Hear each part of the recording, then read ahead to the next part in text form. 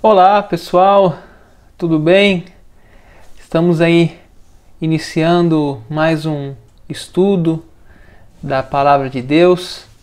Hoje, Mateus capítulo 10. Nós vamos falar de coisas tão bonitas hoje, especialmente sobre os 12 discípulos ou os 12 apóstolos de Jesus, tá bom? Então nós vamos começar lá no versículo 1, Mateus capítulo 10, versículo 1, diz assim: Tendo chamado os seus 12 discípulos, deu-lhes Jesus autoridade sobre espíritos imundos, para os expelir e para curar toda sorte de doenças e enfermidades, né? Então aqui nós chegamos no número de 12, né, discípulos. Nós vimos em Mateus capítulo 4, Jesus chamando 4 discípulos, né, ali na beira do mar da Galileia, o Pedro, seu irmão André, Tiago, seu irmão João. Depois nós vimos um pouquinho para frente o chamado de Mateus, capítulo 9, né, Mateus, que é o escritor deste evangelho. E agora nós chegamos então ao número 12, né? Dos 12 apóstolos, né? 12 discípulos. Olha o versículo 2 aí, só. O nome dos 12 apóstolos, né? Chama de apóstolos, né? Eu costumo dizer, pelo menos na igreja presbiteriana, que a gente não tem mais, né, hoje apóstolos, né? Hoje nós somos somente pastores, e esse nome apóstolos, né, que registra em Mateus capítulo 10, a gente deixa esse apóstolo como um nome, como eu posso explicar assim, de homenagem, né, a esses primeiros enviados, né? Então, na minha denominação, especialmente, a gente não usa o nome apóstolos, né? Não tem apóstolo, é somente pastor, né? Então, apóstolos, né, é um título que a gente considera, tá? Em Mateus capítulo 10, a gente considera como um título assim de muito respeito, né, a esses primeiros, né, escolhidos, porque apóstolos, né, é um termo que significa enviado, né, embaixador, um representante, né, oficial. Então, esses 12, né, foram escolhidos ali por Jesus e receberam esse nome, né, de 12 apóstolos. É interessante também falar sobre o número 12, né? Por que o número 12? Se você lembra do Antigo Testamento, existia ali 12 tribos, né, de Israel. Agora no Novo Testamento são 12 apóstolos, né? Há uma coisa que falamos aí, Antiga Aliança e Nova Aliança, né? Então aqueles 12 tribos de Israel formavam, né, a Antiga Aliança. Agora as 12 tribos, os 12 apóstolos, né, formam a Nova Aliança, né? Então um novo recomeço, né, de evangelização, onde agora a palavra de Deus não ficará somente entre os judeus, né, mas alcançará todo mundo. Então a ideia, né, do termo apóstolo e de 12 é isso, né? Para eles essa palavra apóstolo era um termo de muito respeito, né? Ou seja, eles eram oficiais, representantes, emissários, embaixador de Jesus, tá? Então você pode acompanhar na sua Bíblia aí o capítulo 10 de Mateus, o versículo 2 fala isso. Ora, o nome dos 12 apóstolos, né, são estes. Aí vem o nome, né? Primeiro, Simão, por sobrenome Pedro, André, seu irmão, Tiago, filho de Zebedeu, e João, seu irmão, Filipe, Bartolomeu, Tomé e Mateus, o publicano, Tiago, filho de Alfeu, e Tadeu, Simão, Zelote e Judas Iscariotes, que foi quem o traiu, né? Temos aqui o nome de 12, né? 12 discípulos, e é interessante aqui observar que é um grupo bem heterogêneo, né? Um grupo bem assim diferente. Você tem ali entre os discípulos, por exemplo, pescadores, coletores de imposto, né, Zelote. Você tem ali Judas Iscariote, que já era aparentemente uma pessoa mais preparada, ou talvez o mais, né, o que tinha mais assim formação de conhecimento. Era o único que não era Galileu, era Judas Iscariote. Então você vê que é um grupo muito misturado, né? Jesus parece que chamou pessoas tão diferentes, e são pessoas assim, parece que são tão limitadas, né? Quando a gente vê na Bíblia o Pedro, né, falando às vezes sem pensar, né? Você vê muitas vezes eles também irados, né, pedindo para descer fogo sobre os samaritanos, né? Foi o João, o Tiago, lutando por lugar, né? Pedindo, quem vai ficar do teu lado, Senhor, no teu reino? E, enfim, um grupo muito simples, né, de pessoas, pescadores, não vieram da classe dos fariseus, não vieram dos escribas, né? Jesus escolheu esses 12, né, e fez deles um time, uma unidade, uma união, uma força, uma equipe, né, que rompeu barreiras, né? Ensinou a eles, né, o que era viver, né, em comunidade. Então é muito bonito estudar, né, sobre os 12 discípulos, né, de Jesus. Tem um livro do Augusto Cury que ele fala sobre os discípulos, e Augusto Cury ele fala assim: se fosse para fazer uma seleção entre os discípulos, talvez o único que passaria era o Judas, né, que era assim o mais preparado, tanto que fala João, o Evangelho de João fala que Judas levava a bolsa, né, era o tesoureiro do grupo. Ele era o mais preparado daquele grupo, era o Judas, né? E ele foi o que traiu, né? Então Jesus ele não buscou pela aparência, pelo título, pelo o que eles, né? Mas pelo que ele viu no coração dessas pessoas e o que ele poderia fazer com essas pessoas, né? E vem aquela ideia que Paulo já tinha falado, né? Quando o meu poder se aperfeiçoa na fraqueza, né? E assim Jesus fez daqueles 12 discípulos uma revolução, né? E eles dizem no livro de Atos que eles estavam tumultuando o mundo, né? Então, pessoal, vamos agora no versículo 5. Nós já vimos o nome, né? Aí no versículo 5 fala assim: a instrução para os 12. Nós estamos estudando hoje Mateus capítulo 10, tá? O objetivo é estudar todo o capítulo de Mateus. Então, Mateus capítulo 10, veja aí, versículo 5. A estes 12 enviou Jesus, dando-lhes as seguintes instruções, né? Não tomeis rumo aos gentios, nem entreis em cidade de samaritanos, mas de preferência procurai as ovelhas perdidas da casa de Israel.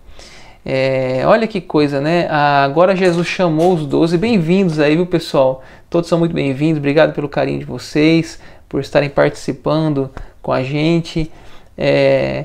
Veja aí, ó, versículo 5, né?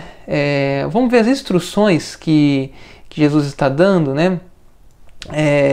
Eles deveriam então tomar o rumo aos gentios, né? E não entrar em cidade samaritana, mas de preferência procurar ovelhas perdidas da casa de Israel. Tá? Então os 12 discípulos, a primeira orientação de Jesus é que eles primeiro tinham que buscar os da casa de Israel, né? Essa era a primeira orientação de Jesus, né, para eles. E porque assim, eles tinham muitos lugares para ir, né, naquela época. A Galileia era formada de várias cidades ali, né, e depois eles iriam para lá. Mas nesse primeiro momento a comissão era para ir para os judeus. E depois você lembra quando ele ressuscita, né? Lá no final de Mateus, capítulo 28, ele fala: ide, portanto, pregar o evangelho a toda criatura, né? Aí depois vai se expandir, né, esse chamado, tá? Então, assim, o capítulo 10 de Mateus, pessoal, que é o nosso estudo de hoje, ele vai estar Jesus dando as instruções para os discípulos. E eu acho que tem muita coisa para a gente refletir. Nós também somos hoje, né, seus discípulos, né? Os apóstolos ficaram para eles esse título, né? Mas nós também somos seus discípulos.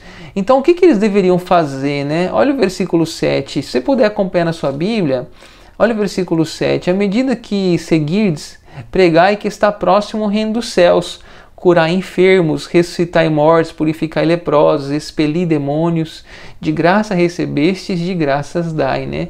Ou seja, qual que era a missão deles, né? Eles tinham que falar, né, das boas novas do reino, curar pessoas, né, purificar, expelir os demônios, né? E muitos milagres iam acontecendo, né, nessa viagem. E interessante que fala aqui, né, de graça recebeste, né, de graças dai. Jesus não vendeu para eles e eles não compraram e eles não poderiam vender, ou seja, deveria ser feito sem dinheiro. Eu falo assim, sabe, o ministério pastoral, o ministério de missões, não deve ser o dinheiro o alvo do seu coração, né? Quando um pastor, um missionário entra nesse trabalho pensando em dinheiro, ele já começou errado, né? Porque o dinheiro na realidade é uma necessidade, mas não o objetivo, né, da sua vida ministerial. Então aqui fala de graça receber e de graças dai, né? É claro que eles precisariam talvez de dinheiro, mas isso não é o foco, né? Não era o alvo, ganhar dinheiro, ficar rico, né? Então muitos pastores, a gente percebe, se perdem, né, nesse processo porque ficam muito vaidosos, né? Começam a enriquecer, né? Começam a amar, né, os bens, o dinheiro, vamos dizer assim, o luxo. E isso vai crescendo vaidade, né, no coração, e depois eles se perdem, né, porque não é esse chamado, né. É claro que eu tenho consciência de que o dinheiro é uma necessidade na vida de todos, inclusive dos missionários, dos pastores, né, dos evangelistas, mas isso não deve ser assim o que move, né, o centro do seu coração, né. Eu vou entrar nisso para ficar rico. Isso já começou errado, né, porque não é o propósito. Né? O dinheiro é uma necessidade, não o fim, né? Esse que Jesus está falando com os seus discípulos, né? Aí avançando, o que eles deveriam levar, né? O verso 9: não vos provereis de ouro, nem de prata, nem de cobre nos vossos cintos, nem de alforje para o caminho, nem de 2 túnicas, nem de sandália, nem de bordão, porque digno é o trabalhador do seu alimento, né? Ou seja, os discípulos não deveriam andar carregando muita coisa, somente o suficiente, né? Eles não precisavam de conforto, somente o alimento, né? Então eles não precisavam levar muita carga, porque eles tinham que ir muito longe. E aí assim eles deveriam ficar tranquilos, porque eles receberiam o necessário, né? Jesus promete para os discípulos que eles receberiam, porque é digno o trabalhador, né, do seu salário, do seu alimento, aqui diz. Então, eles poderiam ir nessa fé, nessa palavra de Jesus, que eles teriam, né, alcançado, seriam servidos, né, pelas pessoas, as famílias iam acolher, as pessoas iam acolher, as casas, né, nós vamos ver depois, iam dar o alimento, iam dar a necessidade. Então eles não precisavam ficar preocupados, né? E mais uma vez eu falo, né, o pregador o foco está no dinheiro, né, ele está compreendendo mal a sua vocação. Quando você estuda Mateus capítulo 10, você vê isso, né, que o pregador não pode estar preocupado com o dinheiro, né, porque senão ele perde a autoridade da sua fala, né. Ele tem que ir, né, na fé e na graça, né, daquele que o chama para fazer a missão, e que o Senhor vai suprir as suas necessidades, né. Olha o versículo 14. Então, quando houver rejeição, se alguém não vos receber, nem ouvir as vossas palavras, ao sair daquela casa, daquela cidade, sacudi o pó dos vossos pés, tá? Mateus capítulo 10, 14. O que é a orientação de Jesus para os seus discípulos, né? Eles devem ir, pregar, permanecer naquela cidade, naquela casa, né? E se por acaso aquela pessoa não quiser, ou aquela cidade, aquela família não quiser, sacudir o pó dos vossos pés, né? Por quê? Porque ele está falando assim, se aquele lugar não quer o evangelho, tudo bem, né? Considere como um solo pagão, como um solo impuro, né? Considere que aquela pessoa está rejeitando o evangelho, né? E as consequências virão. Então sacudir o pó né, dos seus pés e sai daquela cidade e vai a outra família que quer ouvir o Evangelho, vai buscar outra pessoa que quer ouvir a palavra. Então não fique no lugar que você não é bem-vindo, né? Eu estou em Mateus capítulo 10 hoje, tá, pessoal? Então, qual que é a ideia aqui? A ideia aqui, assim, Jesus ele não vai num lugar, e nem seus discípulos, nem os apóstolos, onde ele não é bem-vindo. A gente não quer, não é na truculência, não é na violência, não é na força, né? É pelo meu espírito, é pela vontade. Eu tenho um versículo que eu gosto, que está em Apocalipse, fala assim: eis que estou à porta e bato, né? Se alguém ouvir e abrir, eu entrarei, né? E cearei com ele, ele comigo. Ou seja, é um ato de liberdade. O relacionamento com Cristo é liberdade, não é força, não é violência, né? Vocês viram no estudo ali de ontem, né, que aqueles demônios saíram, foram para os porcos, né? Eu acho que foi ontem que a gente falou sobre isso. Na realidade foi o capítulo 8, antes de ontem. E aí nós vimos que aqueles demônios saíram e a cidade expulsou Jesus, né? Jesus, sai daqui, você está dando prejuízo para os nossos porcos, daqui a pouco vai ser as vacas, daqui a pouco vai ser as galinhas, sai daqui. Tudo bem, ele saiu, né? Ou seja, se ele não é bem-vindo, ele vai embora. Assim também deveria ser os discípulos, né? Eles deveriam não forçar a barra, não tratar ninguém à força. Quer ouvir o Evangelho? Está aqui. De graça receber, de graças dai. Quiser oferecer, né, a água, quiser oferecer o pão, o alimento, vai ser uma casa abençoada que fizer isso para aqueles discípulos. Não quer? Vai para outra cidade, sacudir o pó e segue, né? É assim que deveria ser. Agora Mateus capítulo 10, versículo 16. Eis que eu vos envio como ovelhas para o meio dos lobos. Sede, portanto, prudentes como as serpentes e simples como as pombas, né? Acho bonito isso aqui, que a gente deve ser prudente e simples, né? Ou seja, parece que é um equilíbrio, né? A gente deve ser simples, ou seja, devemos confiar nas pessoas, devemos amar as pessoas, devemos acreditar na bondade humana, mas ao mesmo tempo nós temos que ser o quê? Prudentes, né?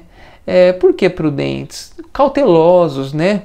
Não muito inocentes, né? Porque tem lobos. Olha o que ele fala: eis que eu envio como ovelhas em meio aos lobos, né? Tem lobos, tem maldade, tem gente fazendo mal, né? Tem gente que quer o mal. Então sejam simples e sejam prudentes, sejam equilibrados, aprendam o equilíbrio. Não sejam muito inocentes e não sejam muito astutos. Não sejam muito astutos, não sejam muito inocentes. Equilibrem-se, né? O grande nosso desafio, pensa, é o equilíbrio, né? Ou a gente é muito inocente ou a gente é muito prudente, né? A gente fica sempre nesses extremos. Não, eu não confio em ninguém, ninguém vale nada. Ou a gente fica, não, eu já fui enganado, toda vez eu sou enganado. Então a gente fica nesse extremo, né? O que ele pede é prudência, né? É cautela, é simplicidade, é equilíbrio, né? Então acho muito importante, tá? Inclusive essa fala aqui para a nossa vida hoje, né? É interessante que a Bíblia aqui ela é muito atual, né? A Bíblia ela fala conosco nesse momento, no ano 2020, né? Verso 28, né? Vamos ler verso 28. Não tenham medo, né? Ele fala, ó, eu estou escolhendo algumas coisas, tá, pessoal? Para que é um texto muito longo, né? Mateus 10, são do 1 até o 42 versículos. Estou escolhendo alguns temas principais. Depois leia todo o capítulo, reflita, né? Faça essa devocional junto comigo e depois também só com a Bíblia nesse capítulo, para você conferir tudo que eu falei, dando uma olhada se faltou alguma coisa que mais destaca, né? Interessante que ele fala para os discípulos: não tenham medo, verso 28, não temais os que matam o corpo e não podem matar a alma. Temei antes aquele que pode fazer parecer no inferno tanto a alma como o corpo, né? Ou seja, aqueles discípulos eles iam sair para pregar, né? É claro que eles iam enfrentar perseguição, mas ele fala: não temam os que podem perseguir o seu corpo, né?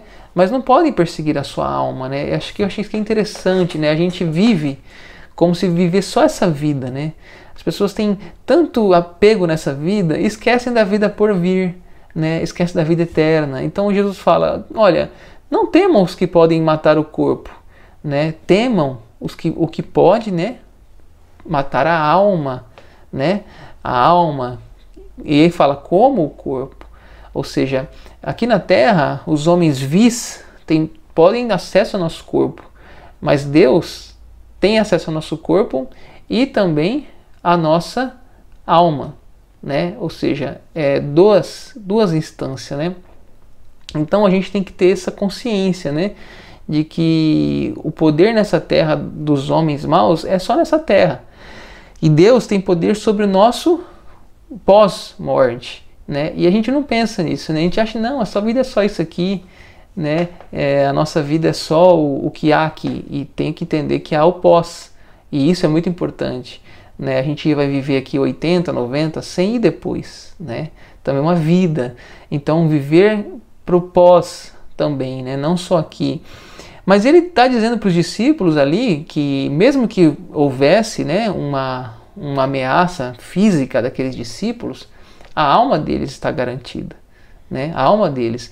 Não temais. E aí ele vai falar algo mais aqui bonito, verso 29. Não se vendem 2 pardais por um asse, e nenhum deles, verso 29, e nenhum deles cairá em terra sem o consentimento de vosso Pai.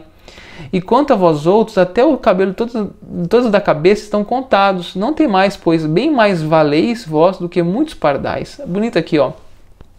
Até o cabelo da sua cabeça está contado. Verso 30, está falando isso para os discípulos, né? Claro que está falando para nós também.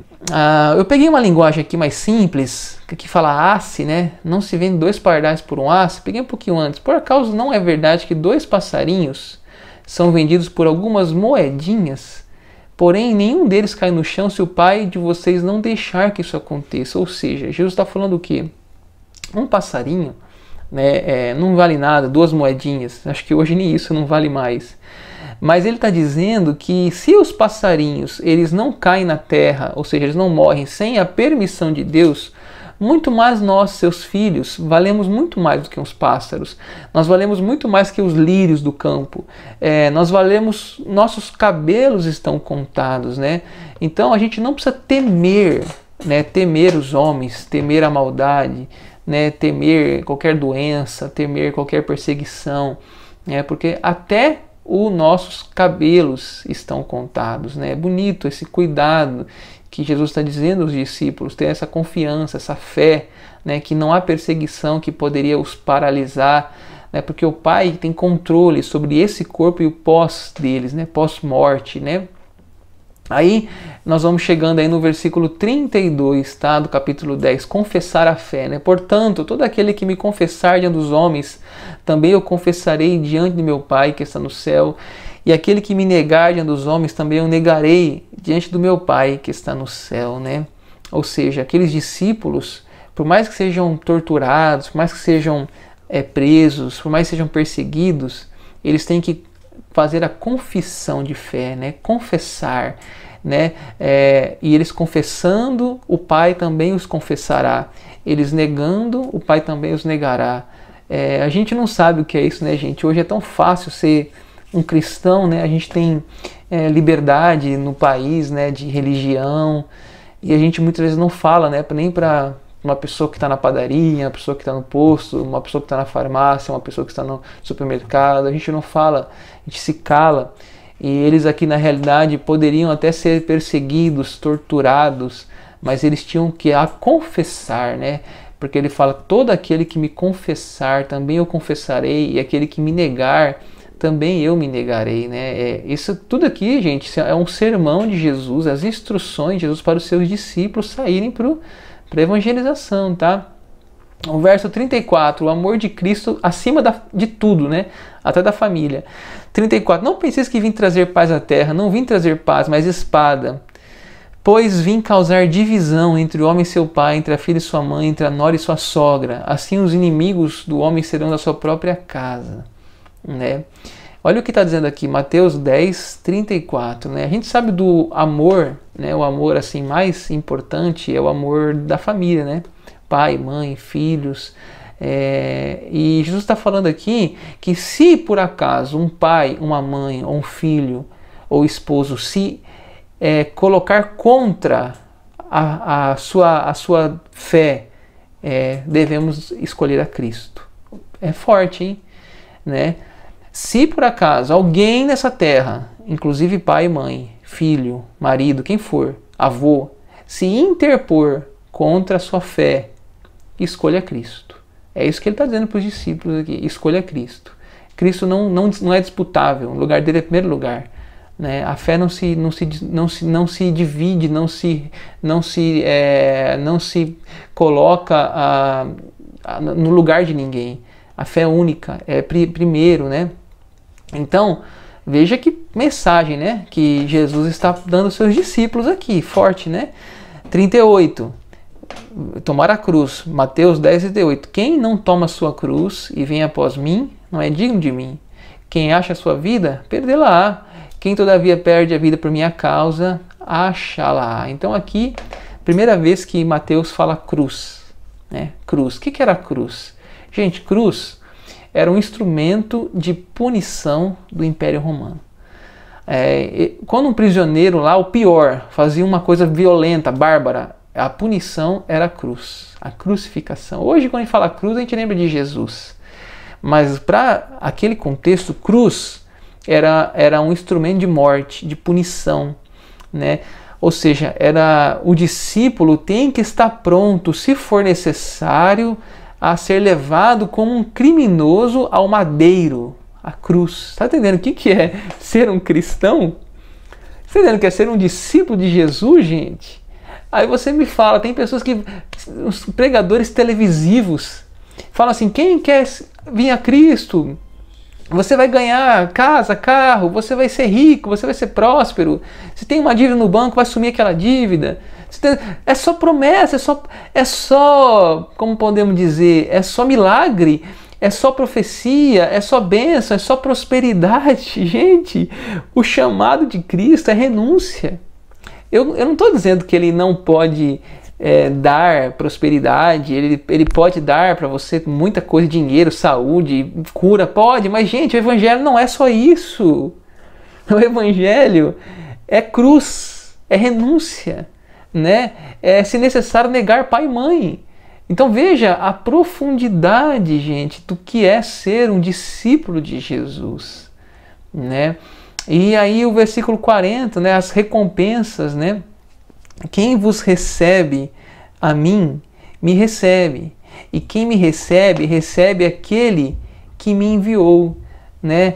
Ou seja, quem, né, receber vocês, né, vai me receber, né? Quem está recebendo você, Pedro, Tiago, João, Mateus, sou eu lá, estou chegando na casa deles. Né? Que lindo! Olha o 42, e quem der a beber, ainda que seja um copo de água fria, a um destes pequeninos, por ser este meu discípulo, em verdade de modo algum perderá o seu galardão. Né? Quem der até um copo de água ao seu discípulo, quem abrir a casa para receber, né? Quem dar um apoio, um alimento, o menor ato de serviço a um discípulo de Cristo será recompensado como se fosse feito pelo próprio Cristo. Né? Até um gesto tão simples de oferecer água fria, né, a um mensageiro de Deus, a um missionário, a um evangelista, não ficará esquecido aos olhos de Deus. Né? Por quê? Porque ele está acolhendo o seu embaixador, o seu apóstolo. E a gente sabe disso, né? A gente eu sou pastor, talvez tenha outros colegas aí me assistindo, né, pastores, missionários, evangelistas, pessoas que, vamos dizer, estão na obra de forma integral, né? Tem outros, todos são chamados para servir, mas tem aqueles que são chamados de forma integral, né, que deixam muitas vezes outros afazeres só para se dedicar naquela missão, naquele trabalho. O que está dizendo aqui é que vocês não vão ficar sem amigos, sem família, sem casas para receber, sem pessoas que vão te dar o apoio, sem pessoas que vão te acolher, te dar um copo de água, que vão te ajudar a cumprir a sua missão, né? Então é bonito que Jesus promete isso, que ele vai dar o galardão para aqueles que no caminho da evangelização forem receptivos ao evangelho, né? Então, pessoal, é isso, né? É isso que fala sobre o capítulo 10, né, de Mateus. Agradeço sua presença, sua participação.